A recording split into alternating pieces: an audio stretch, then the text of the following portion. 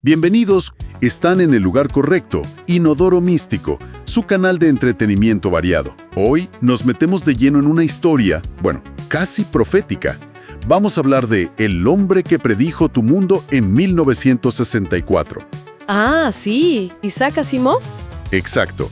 Isaac Asimov, nacido un 2 de enero de 1920, bioquímico de formación, pero más conocido como un gigante de la ciencia ficción. Un escritor prolífico, sin duda. Pero hoy no nos centramos tanto en su biografía, sino en algo más, inquietante, digamos, su papel casi de profeta. Específicamente, un ensayo que escribió para la Feria Mundial de Nueva York de 1964. Ahí imaginó cómo sería el mundo en 2014, o sea, 50 años después. Y lo hizo con una precisión que, es escalofriante. Usaremos esa idea, la del profeta del pasado, como nuestro hilo conductor. Claro. Y es importante aclarar desde el principio, ¿no? No estamos hablando de magia ni nada parecido. Lo asombroso de Asimov y de ese ensayo en particular es su capacidad de extrapolación. ¿Extrapolación? Sí, él miró las tendencias científicas y tecnológicas de su época, 1964, que era un momento de mucho optimismo tecnológico, la carrera espacial, los inicios de la computación. Entiendo. Y proyectó esas tendencias hacia el futuro.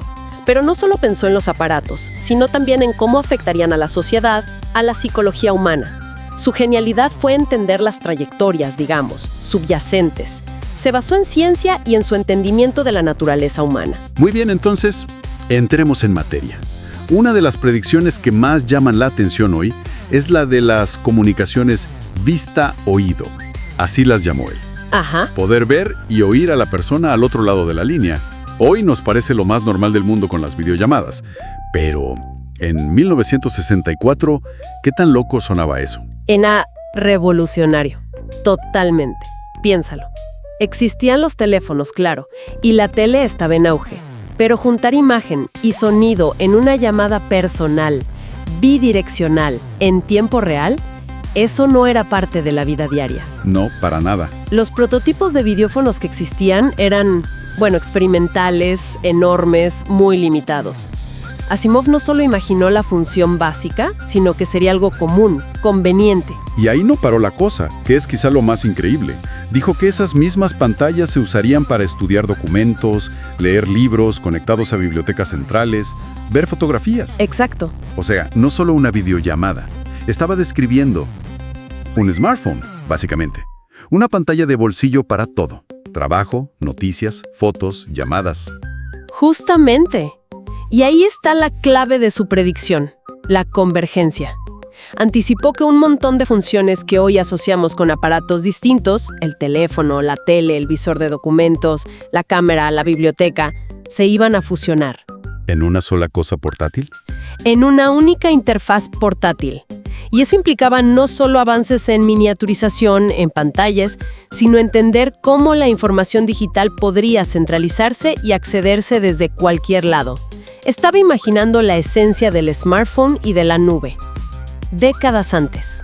Décadas antes de los microchips potentes o de Internet como la conocemos hoy. Exacto. A veces da la sensación de que, como que hubiera viajado en el tiempo, hubiera mirado nuestros teléfonos y los hubiera descrito. Es que sí lo parece. Entonces no es solo predecir un aparato, sino un cambio radical en cómo interactuamos con la información y, entre nosotros mismos. Totalmente. Captó una tendencia, quizás una necesidad humana latente de comunicación más rica, de acceso instantáneo a todo. Y confió en que la tecnología eventualmente encontraría la manera. Fascinante. Cambiamos de tema. El transporte. Asimov también puso su mirada futurista ahí. Habló de vehículos con, y esta es la frase, cerebros robot. Sí, una expresión muy de ciencia ficción de la época, ¿no? Pero conceptualmente muy acertada. ¿Por qué? ¿Qué describió exactamente? Dijo que estos vehículos podrían programarse para ir a un destino específico. Y, ojo a esto, que operarían sin la interferencia de los lentos reflejos de un conductor humano. ¡Wow! Sin la interferencia de los lentos reflejos humanos. Eso es, bastante directo. No solo predijo el coche autónomo, sino que le dio una razón de ser, superar nuestras limitaciones. Precisamente. Y aunque la idea de automatizar para superar al humano ya existía en la industria, aplicarla así al transporte personal, masivo, Fue un salto. fue un salto, ¿sí? Y lo clave es que no imaginó solo un piloto automático avanzado, imaginó un sistema inteligente, un cerebro, como él dijo, capaz de tomar decisiones de navegación complejas, lo que hoy llamamos IA aplicada a la conducción. O sea que la clave de su predicción no era tanto el coche en sí, la parte mecánica, No tanto. sino el software, la inteligencia artificial que lo controlaría, el cerebro robot. Exactamente. Entendió que el verdadero desafío, la transformación real, iba a estar ahí, en desarrollar esa inteligencia capaz de ver, procesar y actuar de forma segura. Anticipó el meollo del asunto en el que trabajan hoy Tesla, Waymo y tantas otras. El software, los algoritmos. Impresionante. Y esta idea de la IA metiéndose en la vida diaria no se quedó en los coches, también la vio en casa. Habló de unidades de cocina que prepararán autocomidas. Sí, y hasta dio un ejemplo súper concreto, muy cotidiano. ¿Cuál? Un aparato que pudieras programar para que te hiciera el café a una hora determinada, que calentara el agua y lo preparara solo. Pero bueno, eso es mi cafetera inteligente de hoy. ¿O el termostato que programo desde el celular? Exacto. Suena increíblemente familiar, ¿verdad? Totalmente. Pero, ¿se quedó solo en electrodomésticos haciendo tareas sueltas? ¿O vio algo más? Yo creo que su visión era más amplia. El ejemplo del café es específico, claro, pero el concepto de autocomidas, de automatización doméstica, sugiere algo más integrado. ¿Cómo qué? Como un entorno, un hogar donde las tareas rutinarias se automatizan de forma coordinada. No solo aparatos aislados haciendo lo suyo, sino, bueno, la semilla de lo que hoy llamamos hogar conectado o el Internet de las cosas. El IoT. O sea, intuyó un ecosistema conectado, que la casa misma empezaría a funcionar de forma más autónoma. Eso parece. Vio esa tendencia a automatizar lo cotidiano para liberarnos tiempo. La misma lógica de programación y control de los coches, pero aplicada en casa. Es fascinante cómo conectó todo. Hasta ahora, puras tecnologías, comunicaciones, transporte, hogar, cosas muy concretas. Pero Asimov iba más allá, ¿no? Se metió en las implicaciones éticas y psicológicas. Totalmente. Y ahí es donde su legado se vuelve quizás aún más potente hoy en día. Asimov no era un optimista tecnológico ingenuo, ¿verdad? Para nada. Exploraba las maravillas, sí, pero también le preocupaban mucho los peligros, los dilemas morales. Y su contribución más famosa ahí son, claro, las 3 leyes de la robótica. Que las formuló mucho antes, en sus cuentos de los años 40 y 50. A ver, recordémoslas brevemente, son clave. Primera ley. Un robot no hará daño a un ser humano o, por inacción, permitirá que un ser humano sufra daño. Segunda ley. Un robot debe obedecer las órdenes dadas por los seres humanos, excepto si esas órdenes entran en conflicto con la primera ley. Y tercera. Un robot debe proteger su propia existencia, siempre que esa protección no entre en conflicto con la primera o segunda ley. Es increíble cómo estas leyes, pensadas para robots de hojalata en cuentos de hace más de medio siglo, ¿Resuenan hoy?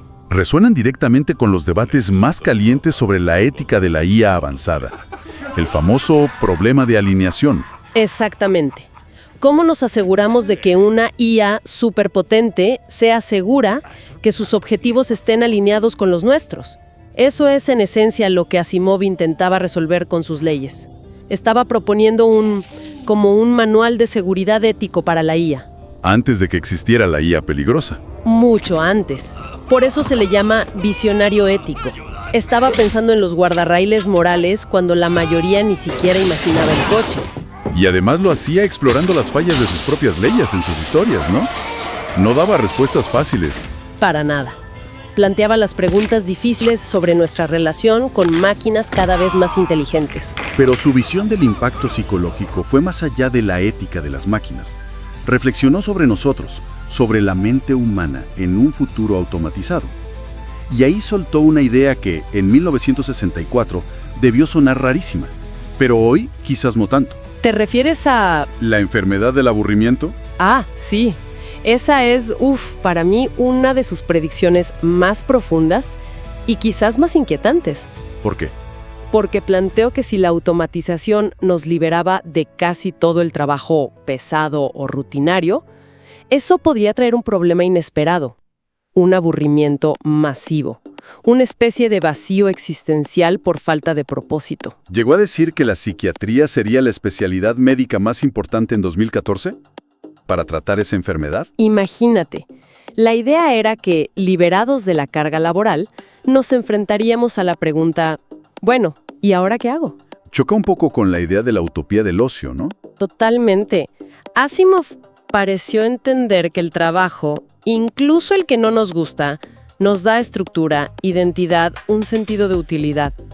Quitarlo de golpe sin una alternativa clara de propósito podría llevar a la apatía, a la depresión. ¿Y cómo conecta eso con hoy? Con la ansiedad por la IA que nos quitará los trabajos. La conexión es directa, pero Asimov le añade esa capa psicológica que a veces olvidamos. Hoy discutimos mucho sobre la renta básica, la economía, Claro, el impacto económico. pero Asimov nos dice, oigan, piensen también en la mente humana. ¿Estamos listos como especie para un mundo con mucho menos trabajo obligatorio? ¿De dónde sacaríamos el sentido de la vida? La ansiedad actual por la IA no es solo por el dinero, es también existencial. Y él lo vio venir. Y lo vio venir. Podríamos decir que su predicción más potente no fue el hardware, los teléfonos, los coches, sino el impacto en nuestro software mental. Entendió que la tecnología resolvería problemas, sí, pero crearía otros nuevos, más íntimos, relacionados con quiénes somos y para qué estamos aquí.